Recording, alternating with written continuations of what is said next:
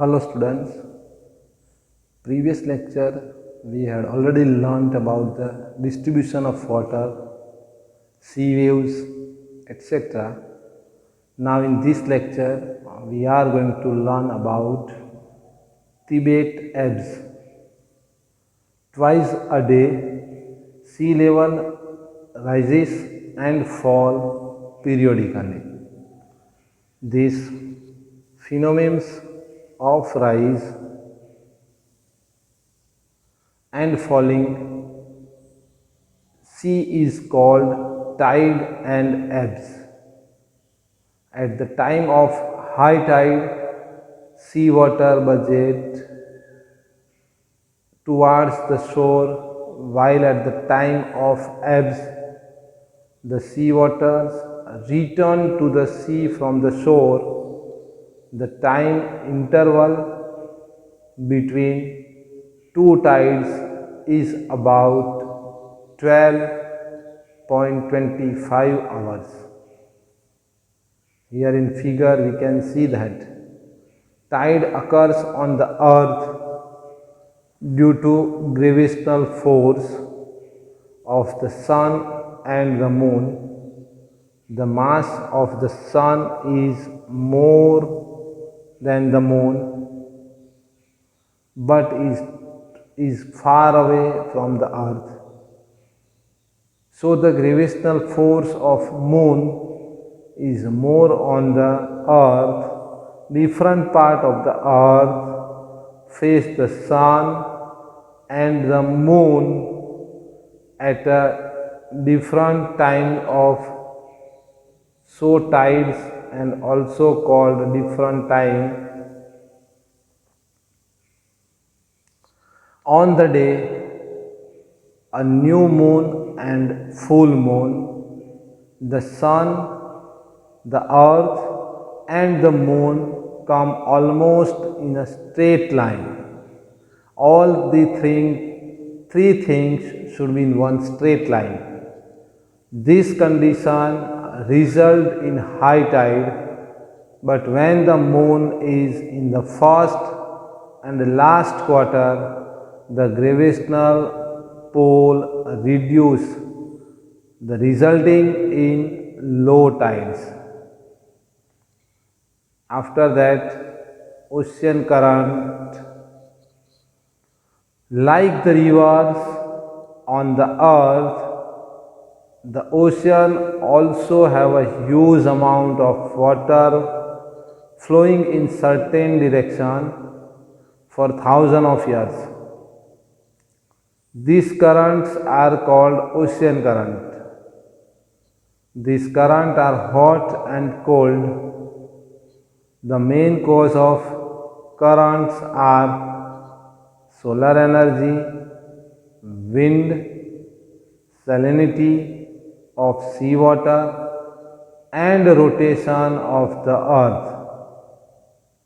Mostly hot currents move from the equator to the poles and cold currents move from the poles to the equator. Internship among the components of the environment. Most of the center of components of environment, the different components of the environments are connected with each other by some physical cycles. These cycles are influenced by human activity. Man does excavation in lithosphere to obtain minerals. The huge pits are formed due to excavations. These pits get filled with water, resulting in formation of hydrosphere. As the temperature in the atmosphere increase, the water in the hydrosphere evaporate. The water in the hydrogen evaporates and mixes with the atmosphere. As the atmosphere in the condensations, clouds form and the rain falls. The flow of that water causes erosion of soil. As a result, various landforms are formed. Moreover, various human activities are interconnected with the ecosystems due to components of natural environment.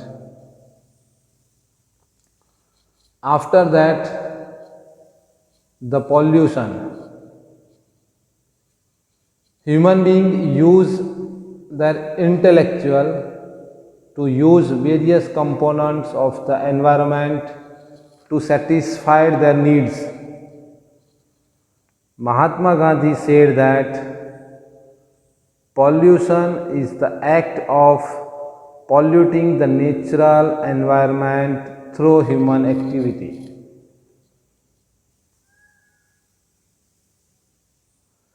Components polluting the environments are called pollutant. The environment is polluted when resources are used unrestrictedly and indiscriminately. The sharp jest of human development, industrializations, and the mechanizations are responsible for pollution of environment. At present, land pollution, water pollution, air pollution and noise pollutions are increasing very fast. Pollution causes an adverse effect on the environment, human life and living things. We need to take immediate steps to prevent or preserve the human environment and prevent its harmful effects.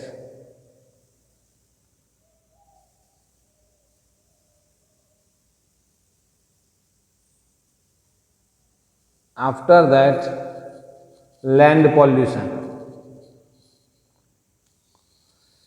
Changes in soil quality or its material is called land pollution. Land pollution is not easily felt. Land pollution is on rise around the world.